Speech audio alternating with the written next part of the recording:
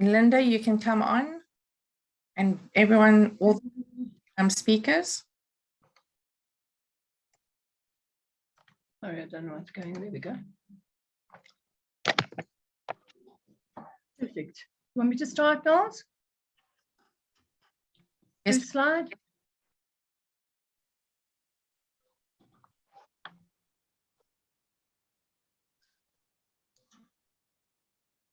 Yes. Good morning, afternoon, everyone.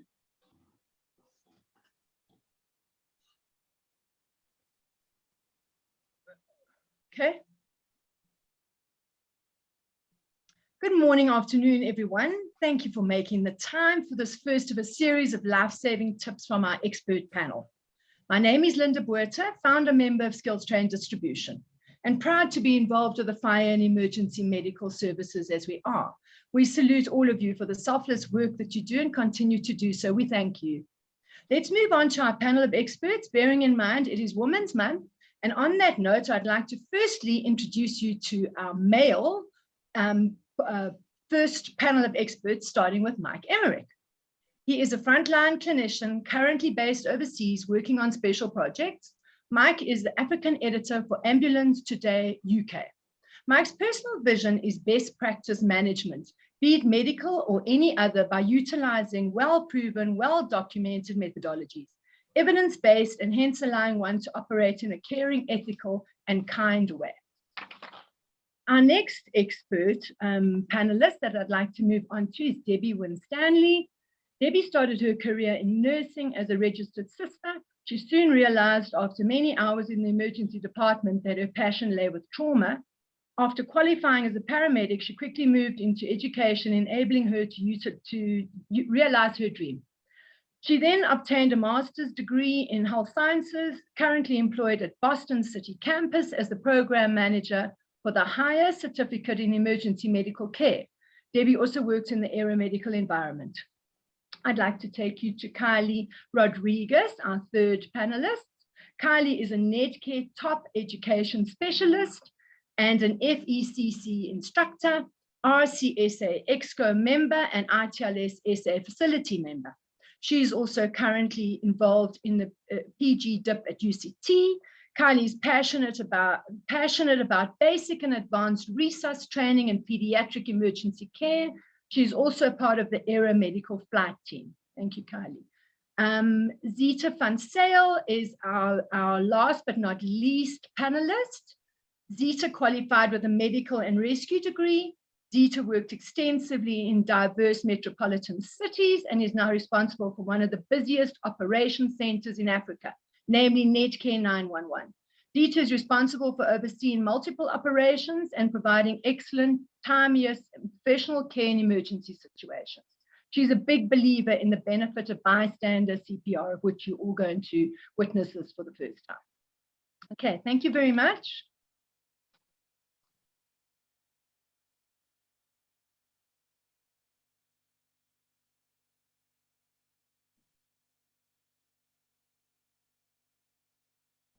Zita, I think you're taking it up from here. Sorry, my connection is a bit delayed. Thank you so much. All right, hi everyone. It's very nice to see all of you here today. So basically what we want to talk about today, you've seen we're dealing now with HHH-ABC. It's very, very important that we go through all of these step by step just to give everyone an idea of how to handle an emergency situation. Obviously, it's easy for us as qualified individuals. We know what to do. We've been trained in it. But for the lay South African, it is unfortunately a lot of people don't know what to do. So I'm starting off when you have a medical emergency at home, in the office, anywhere. If you're out at the mall, and something happens in front of you, or something happens to a family member, and you need to know what to do. So first things first, an important point is to call for help. I know when you see something shocking happening, you want to immediately intervene, but it's important to get the correct people there as quick as possible to assist you. So I work in an emergency call center, and obviously I'm deal a lot with people phoning in for any kind of emergency. So first things first, we will supply a list of contact numbers for everybody. Keep them on your fridge, keep them on your phone. It's very important to have easy access to any kind of contact number that you can phone. There's obviously various contact numbers. There's various services in the country. It's whoever you can phone. A lot of you that are perhaps on medical aid, on your medical aid card, it will tell there on the card itself who to phone. And then from there you can, there's our list on screen. There's all the various numbers that you can contact.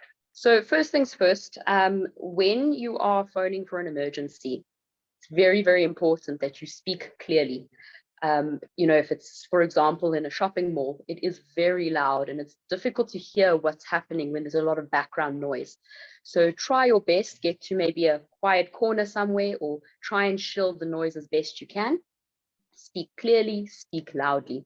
It's very, very important as well to stay calm. I know it's obviously in a stressful situation, it can be difficult, but if you're relaying the information in a calm manner, we can get you help as quick as possible. So when you're phoning the contact center, the call taker, who is obviously answering the phone, will want to gather information from you. Obviously, the first kind of information that we want to get is a contact number, just in case. So we obviously know you're phoning us from a certain number, but for example, if your battery dies and we can't get hold of you, if we can't find the scene, it's important that we have an alternative number. So always have another number on hand to assist us. Then the next question is obviously where you are. So when, for example, you're in a sort of area there's no street signs, or there's nothing that can really identify where you are, it's important to give us some sort of location to assist. Now at Netcare 911, we have a geolocation service that when we enter your number in, it actually sends a message where you can click on the link and it actually auto-populates your exact GPS location to our system. That's just sort of one of the advances we have. But if you're phoning anybody else, it's very important that you are able to describe exactly where you are.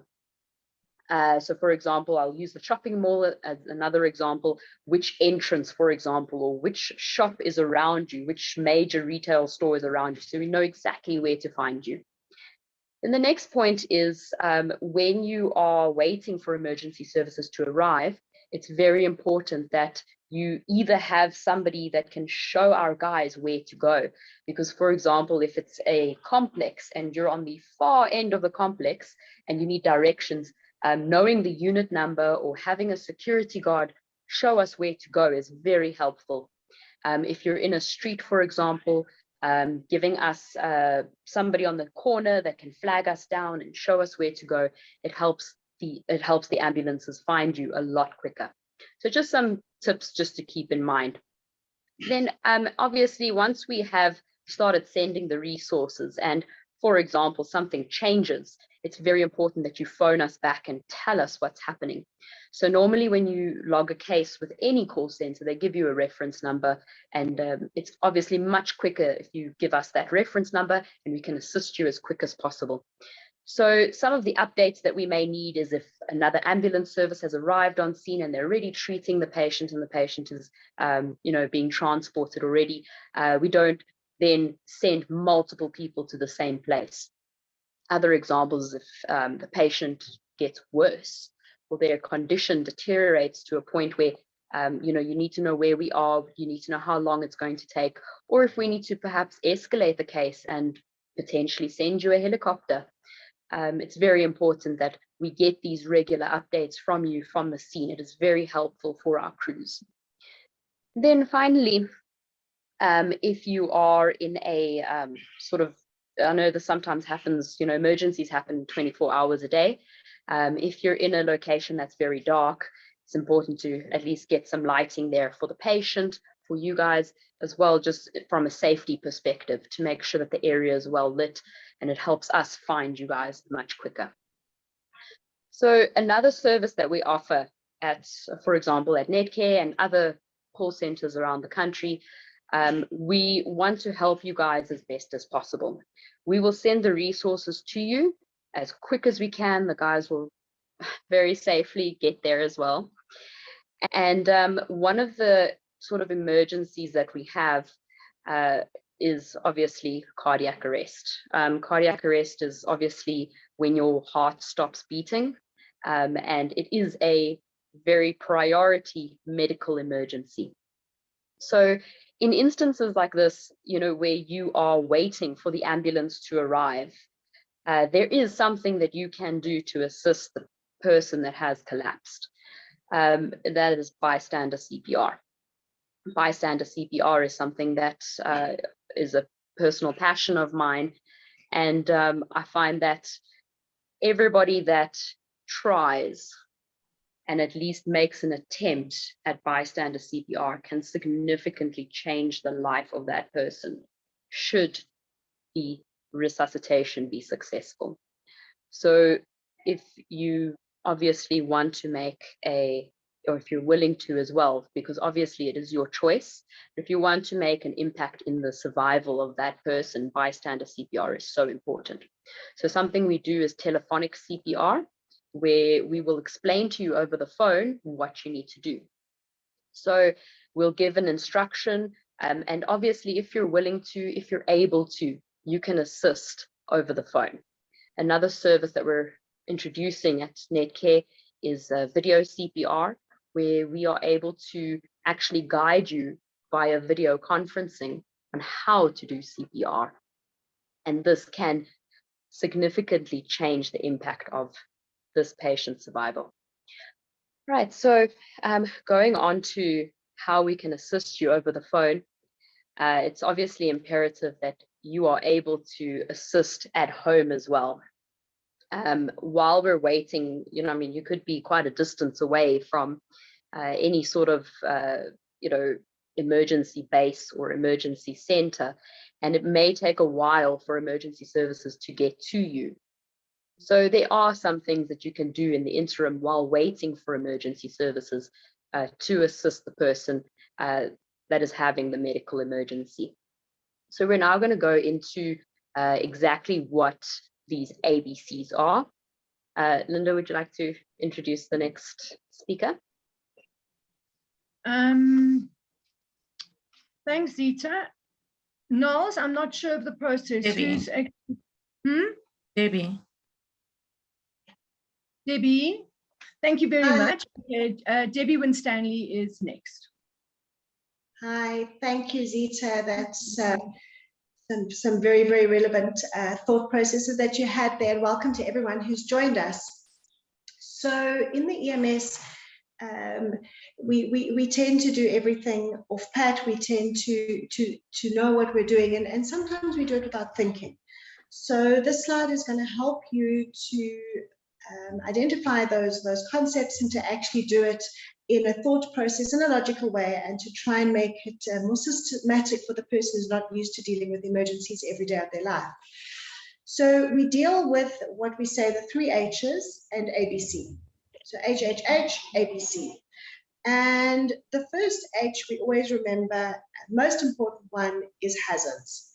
And when we talk about hazards, it could be absolutely anything. It could be the bees that are flying around. It could be the cars that are passing you by on a roadside accident or a pedestrian accident.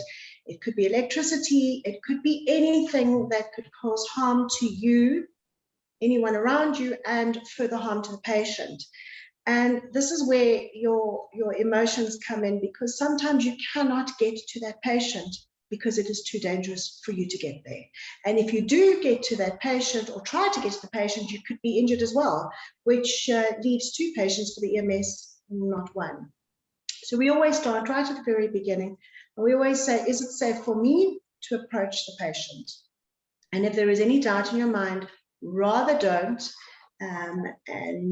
Rather immediately then make the phone call. And please, when you phone through and you speak to one of the call centers, please alert them to the hazard that you may have identified.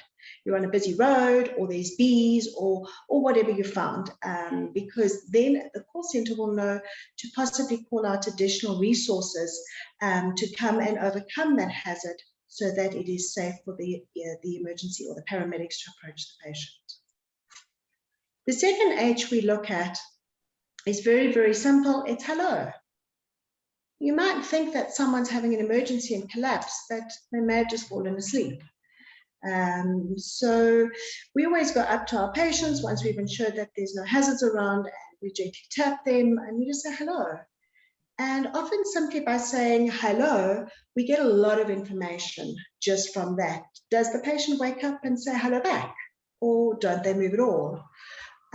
If they say hello, do they say hello and they use good words in whatever language they speak, or are their words slurring? So just from the word hello, we get an incredible amount of information, which gives us a good judgment of is our patient in a good way, or is our patient possibly in a bad way?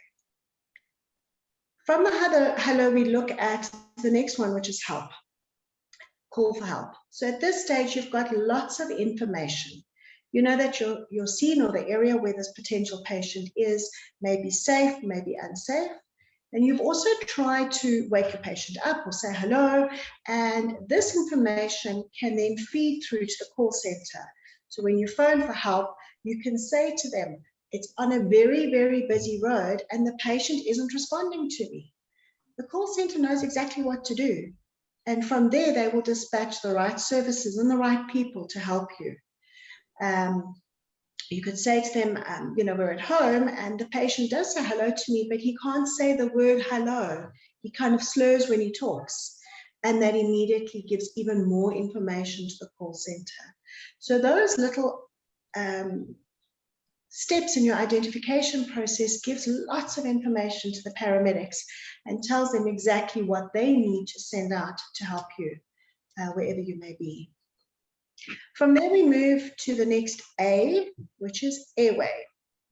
And remember something, that if someone can't breathe, they simply can't stay alive for very long. So we need to do something to make sure that that airway is open.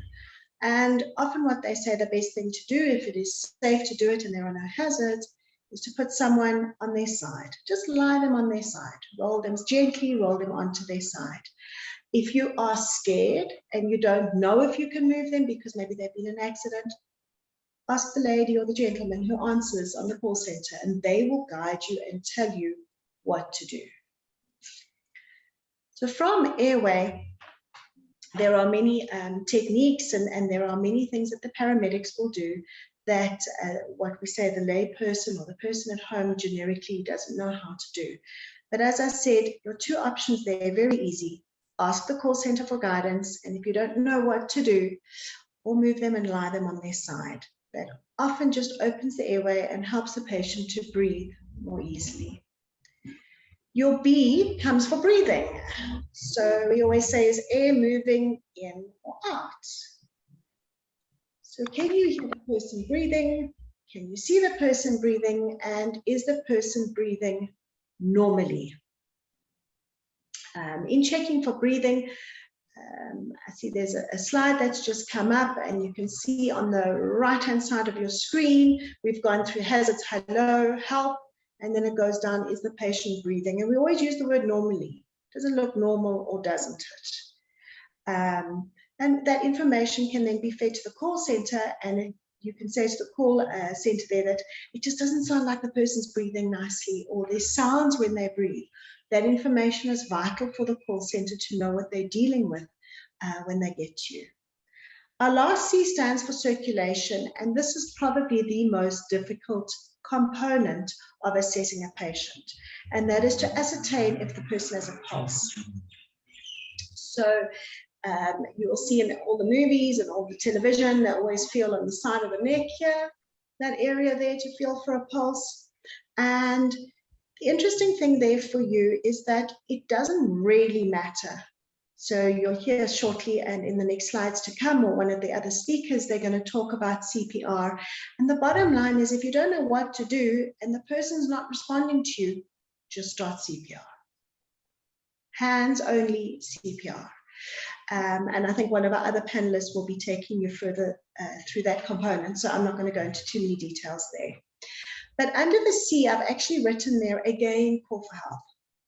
And this is just generally a reminder for you, because we often forget to call for help in the stress of the situation. Just a tip there, remember, calling for help could be calling a bystander to come and stand with you. It could be calling somebody else to come and help you, as well as calling the call center. So please make sure that whatever number you choose to use to call for help is saved on your phone, and it's saved easily where you can find it. Whether you use one of the private services, I do believe Linda's going to be sending out a document at the end with all the emergency numbers on it. Please save that for yourself, because often a lot of the stress involved in an emergency situation is not about doing anything before the patient, it's actually finding the number to call the center. So yes, the last one, call for help again. Linda, I'm not too sure. I think someone's going to take over and chat about CPR now. Thanks, Debbie. It's actually Kylie, and she's going to take us through the process of what to do in an emergency with a choking victim. Oh, excellent. Thank you. Thank you. Right. Good morning, good afternoon. I see there's various people from various countries, so I'm not sure which time zone you fall in, but greetings to all regardless. So I see, I'll start with one of the questions that I noticed in the chat, in that you notice this algorithm is very useful. To give you a bit of history on where this algorithm comes from, it's an American Heart Association based algorithm, and it is sort of a one size fits all.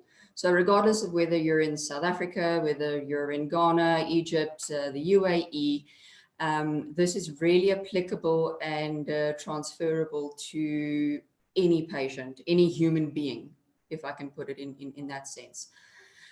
So very basically, I'm just going to talk us through the choking algorithm.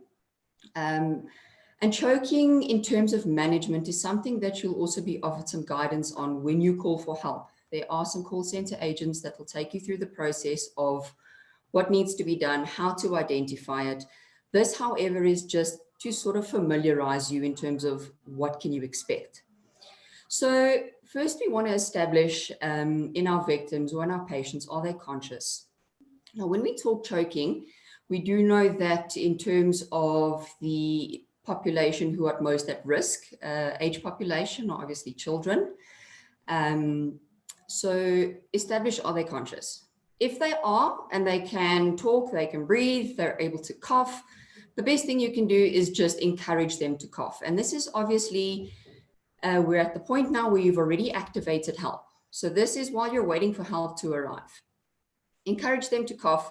You might just find it's a relatively high airway obstruction, sort of stuck in the throat, and just with a little bit of coughing, we'll easily be able to dislodge that, that object, and that will prevent sort of further deterioration and you know, your patient getting worse. If the victim is not able to cough or breathe, there's two things we look for. So in the adult, they generally present with what we call the universal choking sign. I'm not sure if anyone has seen it before, but that's generally a knee jerk for an adult. When they've choked on something and they can't breathe, their first thing is to sort of put their hands over their neck to try and alert someone and say, look, I'm choking. That's in the adult patient. In children or in infants, that might not be the knee jerk reaction. We often look for other signs, like they stop talking and they start turning blue, which is a significant indicator that your victim or your ped in this sense is not breathing, and we need to initiate help immediately. If it's an adult or a child victim that you have confirmed is choking and they're unable to cough or talk, we advocate that you lean them over forward. You just give them 5 very firm, initially first 5 abdominal thrusts while leaning over, followed by 5 very firm back slaps, right? And you want them leaning forward when this happens, because obviously you want the object that's stuck in the airway, that's blocking the airway, to follow gravity, all right? We want to dislodge it as best we can. If it is an infant, the same sort of applies. You're going to give the infant 5 back slaps followed by 5 chest thrusts. I would encourage you, it's very difficult for me to sort of explain without having a mannequin in front of me, but I would encourage you to look up on some videos, Google some videos on YouTube regarding relief of choking in the adult and infant. And maybe just you'll be able to visualize exactly, you know, what I'm referring to. So you will repeat this, provided that the patient remains conscious or until help arrives, right? If at any stage this patient becomes unconscious, and when I mean unconscious, the patient, you will see they will sort of slump over. If it's an infant, they'll become heavy in your arms. And we are now dealing with an unresponsive patient. At this point, have a look in the airway. We do kind of refrain from the teaching of trying to get your fingers into the airway. Please never do that. Don't ever try and stick a spoon or something into the airway to try and dislodge it. If it is visible in the mouth, however, you can try and remove it. Just be cautious that if the patient is unconscious, they can still bite. You might just lose a digit in the process. So be cautious of that. If, however, you are unable to see the object, the patient remains unconscious, but they are still breathing, all right?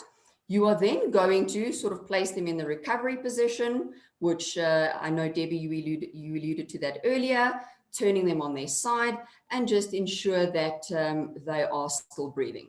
That potentially means we've now successfully dislodged this object. We have airflow again, patient's able to breathe. Help is still on the way, however. If, however, your patient stops breathing during this process, so they are now unconscious and they're not breathing, that now means the patient is in cardiac arrest. And that is where we're going to move on to the next algorithm, which Zita is going to take us through. But that is where you're essentially going to start with your chest compressions. It might not always mean that they're in arrest, meaning that their heart has stopped. It might just mean that they're not breathing, they're not responsive, but their heart might still be beating. But we still, however, need to be sort of aggressive in our efforts in trying to get this object out the airway. We know that brain sort of injury and death starts occurring at about 4 minutes after it's been deprived of oxygen. So as long as that object is in the airway, it is considered an absolute life-threatening emergency. So this really just a basic introduction to the layperson, medical professional, whoever you may be, in what to do if you come across a choking victim. And I'll move on to, I think, Zita, who will now take us through the cardiac arrest algorithm. Thank you, Kai. All right, so as we've mentioned already, it is a life-threatening emergency if you've now stopped breathing and your heart may no longer be beating. So it's just very important to note, and I'm just going to go back to what Kylie was saying, 4 minutes. Imagine, I don't know if any of you can do this, but try holding your breath for 4 minutes. I think probably athletes might be able to, but it is very difficult. And in those 4 minutes, you know, obviously it is crucial. So that's why she's saying act fast and be aggressive in your management. So coming from my point of view, obviously working in the call center, we need to explain to you guys over the phone what you need to do there in the moment. So I understand there's a lot of panic around. Everyone is, you know, stressed about the situation. They don't know what to do.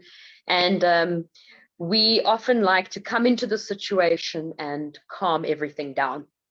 So the first thing that we need to do is we need to get this person lying flat on a hard surface. One of the biggest mistakes I've found that a lot of people try and do is have a patient lying on a bed, for example, and try to do CPR on a bed. It doesn't work. It is very ineffective. So the best, and even with children as well, anybody that you need to do CPR on, please make sure that they're on a flat, hard surface. So best and safest is to put them on the floor. You don't want to be putting people on tables because there's obviously the risk of falling over. So the best thing to do is to get the person on the floor on a hard surface, and there we can start the CPR process. So the things that you need to look out for is simply looking at the patient. When you're looking at them, you'll notice one thing to check if they're breathing. And I understand, I saw a comment earlier on about COVID considerations. I know everyone is obviously concerned about catching COVID, spreading COVID, etc. And obviously, if you're with somebody that's unconscious, you also now don't want to put yourself or your family at risk. And it's very understandable. So I'll quickly just touch on the topic of COVID. When you have a person that's collapsed in front of you, if it is a family member that you've been living with, normally the chance of you also having COVID is very high. So starting CPR on that person is reasonable because you likely already have COVID. Another point is obviously if it's a stranger and you don't know, it is obviously up to you, and obviously you knowing your own sort of limitations.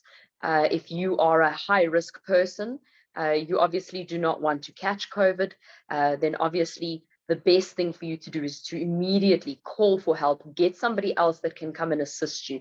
And it's similarly if you are not wanting to do CPR for any other reason. I've had a gentleman in a workplace that had answered the phone and said he wants to help, but he is unfortunately an amputee. So he was missing an arm, and obviously he then cannot effectively help with CPR. So immediately he called somebody else to come and assist. So we understand that there are limitations. So if there is an identified limitation, such as you being a high-risk person that could potentially die from COVID, and you want to protect yourself, that falls under hazards for you, in which case then you would then call for help immediately to assist and take over. So the next point is obviously when you're looking at the person, you wonder, how can I tell if the person's breathing or not? You do not need to put your face by their mouth. It is reasonable to simply look at the person and see if their chest is moving. It's a very good indicator. You'll notice, especially with adults, you'll see their chest moving. You'll see movement on their clavicle as well, potentially. As well as with children, you will likely see their abdomen, their stomach moving up and down while they're breathing. If you see an absence of movement, there's no movement anywhere down the chest, it's safe to say that they're not breathing. The next point, obviously, they have to be unconscious. The next point is obviously in terms of, I know you've seen this a lot where people try and check for a pulse. Normally, if a person is not breathing and they're unconscious, and your immediate instinct may be to, I want to look for a pulse. Looking for a pulse is, it is a skill, and a lot of people may do it incorrectly. I will be happy to demonstrate to you guys, just to obviously see, and obviously the healthcare practitioners that are in this conference will obviously also know how to check for a pulse, and they would obviously follow their specific algorithm. But when we're looking at the Joe Soap at the workplace, not trained in first aid, doesn't know what to do and taking instructions, we're generally not worried about whether there is definitely a pulse or not, that you actually have to feel for a long period of time whether the pulse is there or not. So we're advocating that you start chest compressions. Now, I know you guys are worried that, oh, what if the person is not dead and you do chest compressions? They'll tell you very quickly if you start chest compressions and and they're not dead. So if they suddenly wake up or suddenly move, or you notice a movement, it means that they do have a pulse. This is all part of that aggressive management that we were talking about. Same with choking, where Kylie mentioned start CPR. Doing chest compressions might even assist in dislodging whatever is stuck in that throat by doing chest compressions. So there is no downside to starting chest compressions. I know people may be scared, but there is no downside in this instance. So you've got an unconscious person lying on the side of the road, you don't see them breathing, and you've maybe spoken to a call center agent that tells you start CPR. This is where it becomes very daunting. So if you've got a very clued up person on the phone busy explaining to you, listen to their instructions step by step. And obviously, when you're busy listening to what they're saying to you, just confirm with them over the phone. So if they say to you, put the person on a flat surface, respond by saying, okay, the person is on a flat surface. It helps us telephonically to know that you have done what we've asked you to do.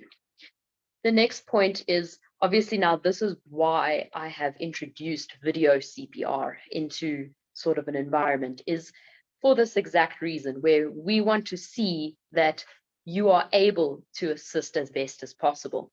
So what we'd ask you to do then, once you have put the person on a flat surface, is to then, when you're kneeling down next to the person, one of the first things that you need to do is get your hand placement and your arms correct. I know a lot of people have watched TV shows, Grey's Anatomy and the rest of it, where they want you to do these kind of chest compressions. It is not correct. There's a very specific way that you need to do these chest compressions to ensure maximum benefit to the patient. So the way we explain it, and I can somewhat demonstrate for you. So when you do this, we basically interlock our fingers like this, and we lock our elbows. This is incredibly important because it helps from a physics point of view, because you'll be pushing downwards, and if your elbows are locked, it helps you to actually generate that force and deliver that force appropriately to the actual chest where we need to do the compressions. So just in noting that as well, it is very, very tiring doing CPR. And it is very important that if you are alone doing CPR, you need to tell us so that we know that at some point you're going to get tired. I mean, we've been doing, us panelists have probably been doing CPR for ages, and we sometimes end up having to do it for up to half an hour by ourselves, waiting for somebody to assist us, for example. So it tires you out even after the first 4 minutes. So it's very important that if you do have other people there to assist you, they need to be right behind you, ready to jump in once you get tired. So once we've got our hands right and we've got our arms locked, we need to make sure our shoulders are directly above our palms, and we're pushing downwards at a 90-degree angle. We would explain to you over the phone and say to you how hard and how fast you need to push. For hands-only CPR, as we mentioned earlier on, we are not worried about, if you're scared about doing mouth-to-mouth.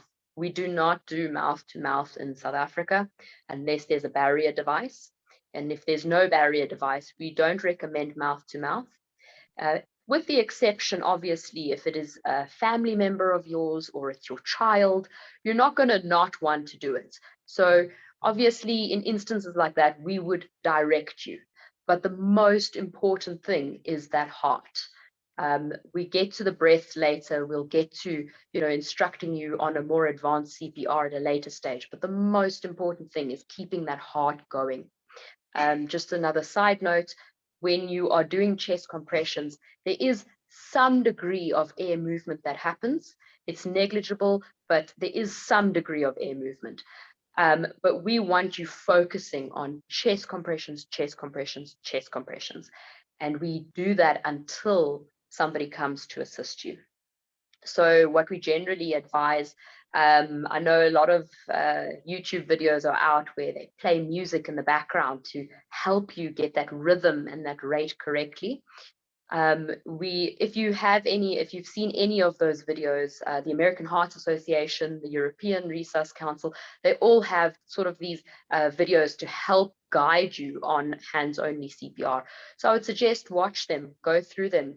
We've got our own as well. You're welcome to watch any of them. It's very important to see at what point you need to do CPR and how to do it. So we generally advocate a rate of up to 120 beats per minute. And obviously it's difficult to conceptualize that because, you know, it's difficult to count while you're trying to focus on this. So it's best to get that rhythm in your head. Otherwise, if you go onto Google, you can Google metronome and you can put a metronome on and it gives you beats and you can just go to that beat. So when it comes to rate and rhythm, you need to make sure that you follow that consistent beat when doing CPR and obviously chest compressions. The next point, which is also again touching on the video CPR, is the depth. So a lot of people, when you're doing chest compressions, I find that a lot of people don't do it deep enough. And I've found that when we're doing the video conferencing, I'm very often correcting people, telling them they need to go deeper. And especially with children, I understand it's very scary doing CPR on a child. Just to give you guys an idea, one of the most unfortunate accidents that happen, especially during summer, are drownings. Children drown in pools, unfortunately, way too often. And it generally calls for some CPR on a child. And I know it's very emotional and it's very scary as well if you've never done it before. But doing that CPR on that child could obviously save their life. It's very important, and it's something that's you know, that you would have to compartmentalize to try and, you know, just focus on doing those chest compressions. And focusing on that rate, rhythm, and depth sort of helps you to keep going. And then eventually when help arrives, then you can stand back. Just also on that note, you know, if you do go through a situation where you do need to give CPR to somebody, it's important to also talk to somebody about it afterwards. So back to going to rate, rhythm, and depth. When you are doing those chest compressions, it needs to be, if you're looking at a body like this, you need to be going down up to 5 centimeters. It's very hard to tell by the eye, but a good indicator, you can feel that chest, the rib cage moving downwards. You need to significantly move that chest downwards as far as you possibly can. And very importantly, is to release it to go all the way back up. These are very important concepts for when you're doing those chest compressions. I would just like to recommend to everybody that if you have the ability or the means to do a CPR course, in South Africa, we offer a CPR for everyone course, which is family and friends, everybody that can basically be taught on the basics on how to do CPR. And the only way to really get it right is if you practice on a mannequin, and it's also regular practice to just help get that rate, rhythm, and depth right. And as I said, that is all you need. Chest compressions, chest compressions, chest compressions. The most important part of bystander CPR. I don't know if any of the other panelists would like to add anything.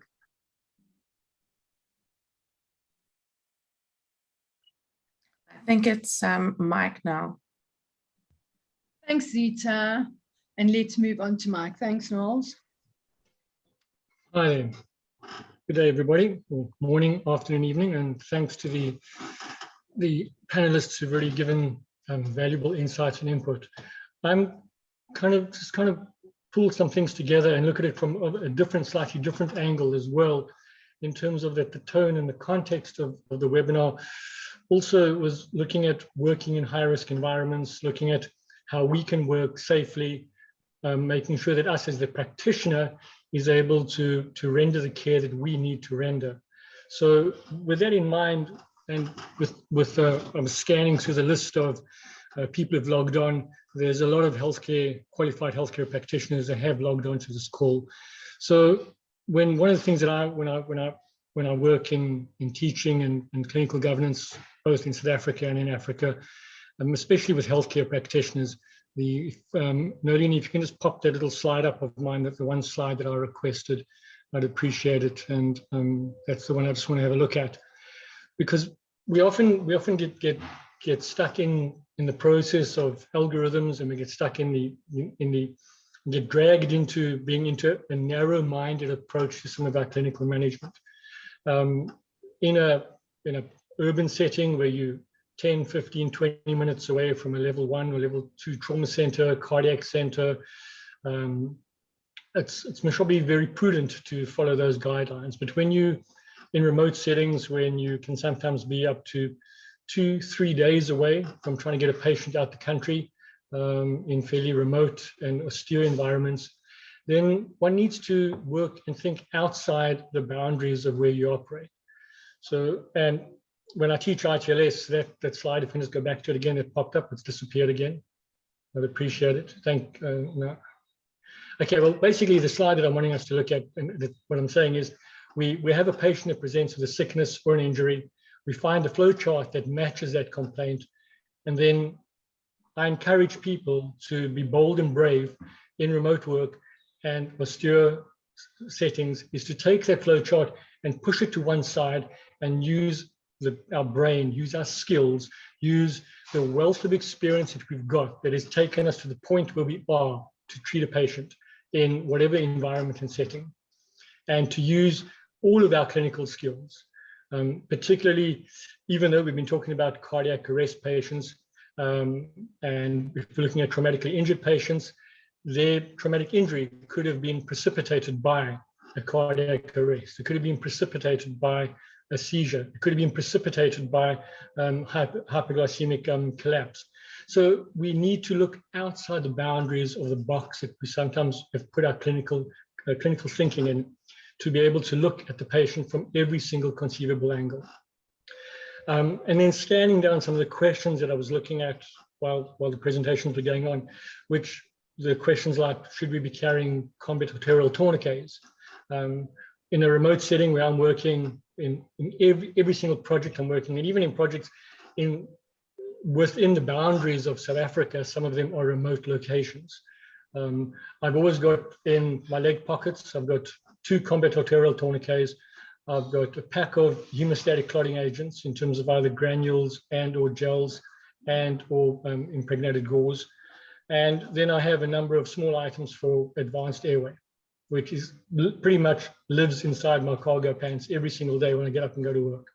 The reason I've got 2 combat arterial tourniquets is one's for me and one's for the patient, because I need to put it on myself sometimes if I'm a person who's injured in a remote and or austere environment. So, which once again comes to out of the box thinking, critical thinking, where we need to evaluate and assess that the risk sometimes to us might be greater than the risk to the patient. And that was glossed over in the hazards hello help. And for me as a practitioner, the most important person on any accident scene is you as the first responder, because you have the ability to make a critical difference in that singular patient's moment of need.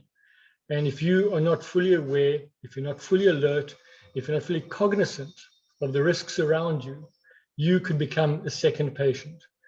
And then you lose the opportunity to make that significant difference at that time in that patient's life.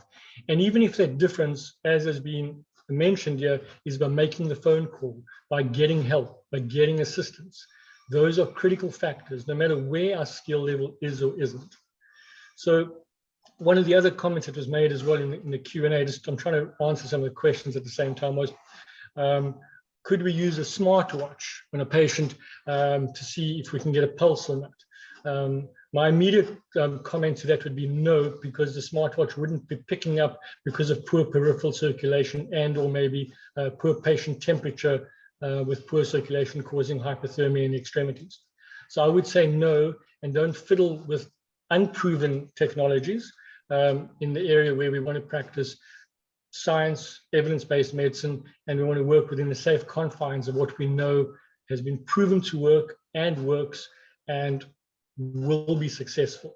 So I'm not saying that a smartwatch might not work. Maybe in a year or two, we might be at that level of technology. But what I'm saying is let's not get sucked into attempting to use an area of technology which will detract us from our primary focus at that point in time, which is the critical aspects of patient care.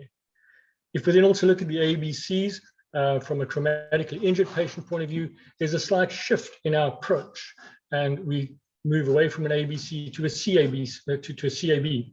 We're going circulation first, which is why we use hemostatics, which is why we're using combinatorial tourniquets to control serious life-threatening bleeding, critical exsanguination, to make sure that we actually have a viable patient with fluid that can actually carry oxygen to keep the patient perfused.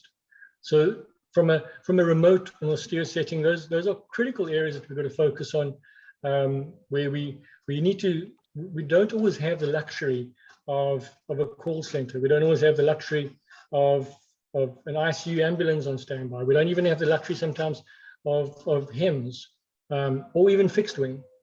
So it's taken me 40 hours to get a patient out of the country with electrical entrance and a pericardial effusion, developing as a host of other secondary related injuries, medical injuries, assaults on his body. And that was just literally in the DRC, which is not too far from here. So delays were led by political instability, the government closing down airports because it was a time of elections, the rainy season, the roads were flooded. We weren't able to navigate correctly in the short time to get there before the airport shut down at night. So we need to understand that for us as healthcare practitioners, and we've laid a good basis, has been put on the table, but for us as healthcare practitioners who are working outside of our comfort zone, outside from extended supply lines, beyond them, we need to be fully aware of how we're going to manage our patients. And with that in mind, we always need to have multiple options, multiple second, third, fourth plans and solutions of how we're going to work. Often you're working, some of these remote settings, you're working as a single person alone, or at best one or two local nurses to help you in some of these remote settings. So the challenges are real, but if we trust our judgment, we trust our clinical feedback from our patients, we trust the knowledge and the skills that we have gained through years of experience, and we're then able to make critical clinical decisions. One of the things that I think we're lacking in some of our training really as practitioners these days is that we don't address critical decision and skill making of how to think critically in limited resource settings, and how to teach staff, students, fellow practitioners how to go about doing critical thinking and not just get sucked into the blanket approach that we sometimes think, because that's our comfort and our safe zone. We sometimes need to do critical decision making on our patient care, which can take us outside of our comfort zone, but it could be to the benefit of the patient if we are working within recognized evidence-based medicine guidelines and within the scope and framework of current research methodologies, which means also we need to continually educate ourselves to stay ahead of the game with research methodologies that keep changing. I mean, I've been practicing emergency medicine for 35 years. And if I think back when we started in the late 80s, a lot of patients survived despite our best efforts to kill them with the drugs that we were using in those days. And you look at where we've come from there to where we are now. We've come a long way in emergency medicine, and we still have a lot more to go and a lot more to learn and unpack. And it's all for the benefit of the patient, but it depends on us as a practitioner being bold, being brave to make clinical critical decisions at that point in time, and which will be the ultimate benefit of the patient. So trust your brains. Most of us have got a good instinct as practitioners. If you've heard over the years, we've got our spider senses which are alerted when we think that something might be there, but we're not sure what it is. More than likely there is something there. Keep digging, keep looking. Bearing in mind, sometimes the most difficult patients to treat are those with the most benign or least obvious abnormalities. And that's where we really, really work best and should be working best as practitioners. Obvious bleeding we can see. Dysrhythmias on an ECG we can see. But sometimes we don't have the luxury to have those obvious giveaways. And that's when we actually learn to be a true practitioner and put everything that we've learned on the table for that point in time. So my focus and scope in terms of what I'm putting out there is really for us from a practitioner's point of view, what we need to be doing for ourselves to make us a better practitioner. And that's really what I feel that we should be looking at. And in most cases, our gut instinct, if we're honest with ourselves, is embedded on our clinical training that's been gone through over and over and over again, and our critical reading that we've done as practitioners. So I just want to leave that there for us to contemplate and think about. There was somebody made a comment in there about advanced airways. Questions, Mike. If I can open it up to the panel, if that's okay. Yeah, okay. We've only got a few minutes left. If we can just quickly run through George Amola to everybody, use your brain. Does it mean clinical decision? Anybody? Mike, you I can beg your pick up. pardon? Okay, so I mean, George Amola said, yeah, okay, I heard that. If you're using your brain, brain, I mean, when I say use your brain, what I'm saying is use with the knowledge that you've learned through your training and through your years of experience and your years of understanding evidence-based medicine to make clinical decisions based on solid medical practice and guidelines. I'm not saying I saw this YouTube video that some odd person did something and now I'm going to try it. No, emergency medicine is not a question of experimentation, which is why I said the smartwatch idea, put it off the table. Focus on what we know works. And the only way that we're going to know what works is if we as practitioners understand that we know what I know today might not be what I need tomorrow to save my patient. I need to stay, which what I'm saying is we need to be ahead of the game and learn, be willing to learn every day as practitioners. As emergency medicine practitioners, we've never arrived. And the day we say we've arrived and the day we stop learning, that's the day I resign or I get put in the grave because I have nothing left to do as a practitioner. Until the day I die, I will be learning. And it's got to be embedded in evidence-based medicine. Evidence-based medicine, and I can't say that enough. Mike, one other question, and I'm so sorry because there were a lot of questions. We just don't have time to get through everything. Hi and Booker to everyone. How do you best deal with panicky bystanders? Linda, I think to help you answer that, and I the comment back is get them something to do, and that's exactly it. So there were two comments there, give them something to do, and often you get the bystanders to help you keep everyone back and give you space to work, keep them in a safe area, because often they run into the road to try and stop the cars. And the other thing that I saw was common reassure. So also let them know that we are doing everything that needs to be done for that patient. Okay, thanks, Debs. I'm not sure we've got time for this. Is a long one from Sarah, unfortunately. Why not advise a head tilt chin lift for airway? So simple and moving.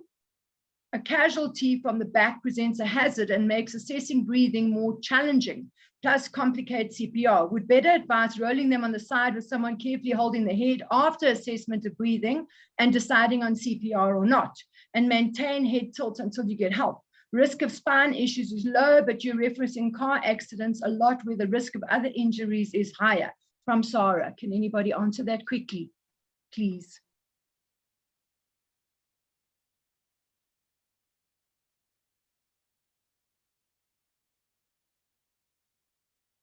Anybody want to pick up on that question? Yes, Linda, so the head tilt chin lift is a maneuver that can be used. It's not a problem to use it, and obviously everybody worries about the trauma victim. So it's difficult to say yes, and it's difficult to say no.